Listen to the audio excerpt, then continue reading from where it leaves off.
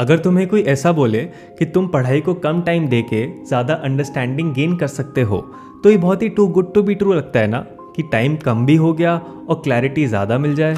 6 years down the line 2016 में जब मैं CA फाइनल के लिए पढ़ रहा था, तब मुझे कोई ऐसा बोलता था ना, तो मैं यही सोचता था कि भाई ये कैसे पॉसिबल है। And now in 2022 I am actually advocating for these techniques. And पता है ये शिफ्ट कैसे आया? by implementing these techniques on myself and being fully convinced that yes, these techniques do work। और ऐसी ही एक टेक्निक जो मैं आज आप लोगों के साथ शेयर करने वाला हूँ, वो है फाइनमैन टेक्निक। ये टेक्निक रिचर्ड फाइनमैन ने इन्वेंट करी थी back in 1950s। He was not only a Nobel prize winner physicist but a great teacher too.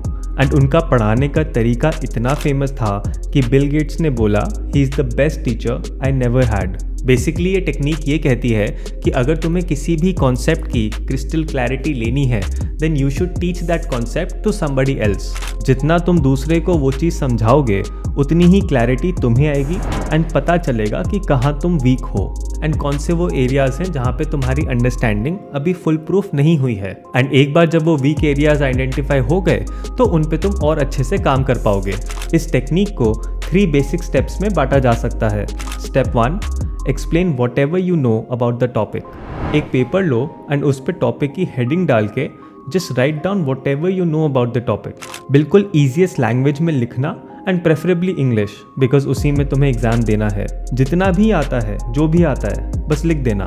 And लिखते टाइम बस एक चीज़ का ध्यान रखना कि तुम बिल्कुल ईजीएस्ट वर्ड्स यूज़ कर रहे हो, ईजीएस्ट लैंग्वेज यूज़ कर रहे हो अपने आप को समझाने के लिए। Step 2, review if you get stuck. अब अगर लिखते लिखते तुम कहीं अटक जाते हो कि ठीक से एक्सप्लेन नहीं कर पा रहे हो, देन रुक के रिव्यू करो अपने सोर्स मटेरियल को।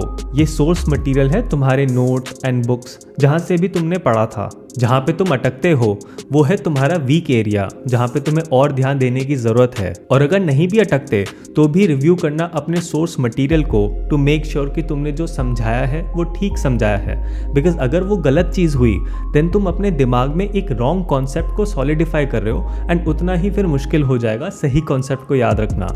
इसीलिए रिव्यू करना नहीं भूलना। Step 3, pin point complicated terms. सब कुछ समझा दिया एंड रिव्यू भी कर लिया। अब जो तुमने लिखा था उसमें से जो कॉम्प्लिकेटेड टेक्निकल टर्म्स तुमने यूज़ करे हैं, उन्हें पिन पॉइंट करो।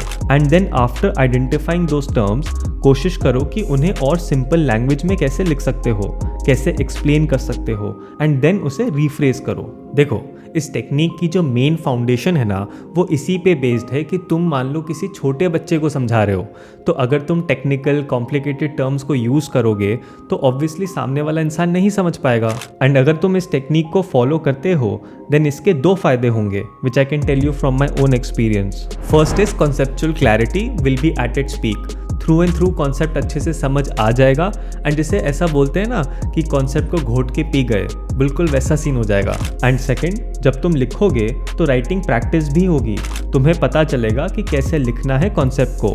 एंड ऐसा होता है ना कि कॉन्सेप्ट तुम वर्बली तो समझा सकते हो, बट वही जब एग्जाम में लिखने की बारी आती है तो हाथ ही नहीं चलता, वो प्रॉब्लम भी खत्म हो जाएगी। एंड इस टेक्निक को तब अप्लाई करना when you are satisfied with your preparation, कि तुमने अच्छे से अपना सोर्स मटेरियल पढ़ लिया है and you feel that I am done with this topic.